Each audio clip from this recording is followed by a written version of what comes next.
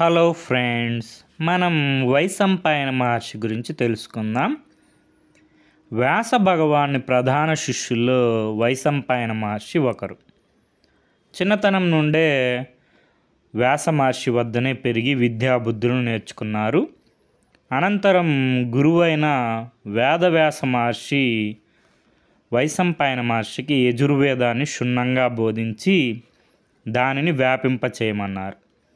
ఆ ప్రకారమే వైశంపాయన మహర్షి యజుర్వేదాన్ని 27 శాఖలుగా విభజించి తన శిష్యుల ద్వారా లోకవ్యాప్తం చేశారు.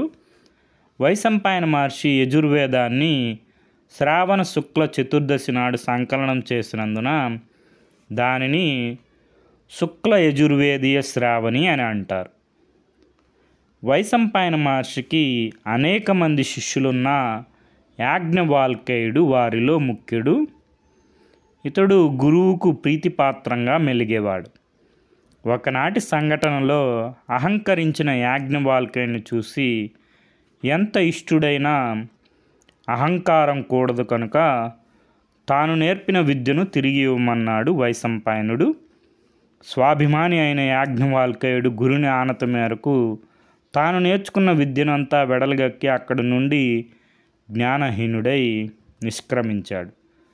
అంతటా మునులు ఆ వెడలగక్కిన విద్య అపూర్వమైనది కనుక వృధాగా పోనివ్వక తిత్తిర పక్షుల రూపంలో సంగ్రహించి దానిని వారి వారి శిష్యులకు బోధించారు.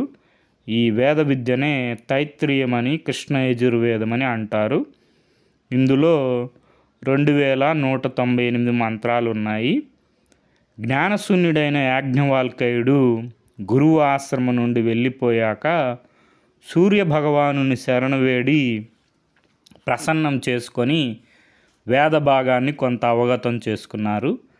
దీనినే శుక్ల యజుర్వేదం అని అంటారు. ఇందులో 1975 మంత్రాలు ఉన్నాయి.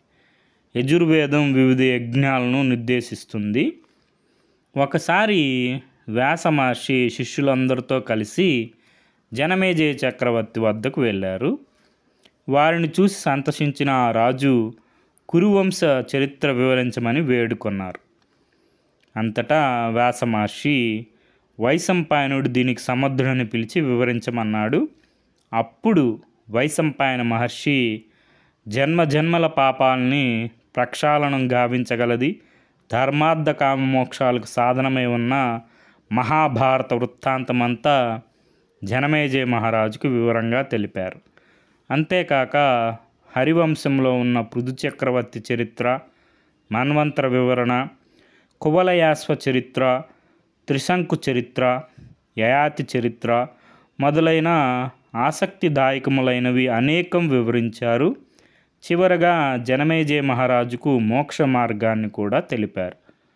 వైశంపాయన మహర్షి రచించినటువంటి నీతి ప్రకాశిక అనే గ్రంథంలో యుద్ధనీతి గురించి తెలియజేయబడింది.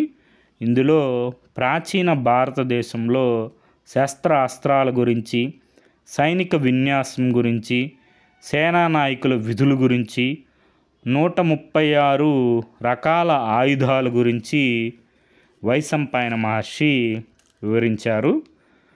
వైశంపాయన మహర్షిని భాష్యాచార్యుడు అని కూడా వ్యవహరిస్తారు.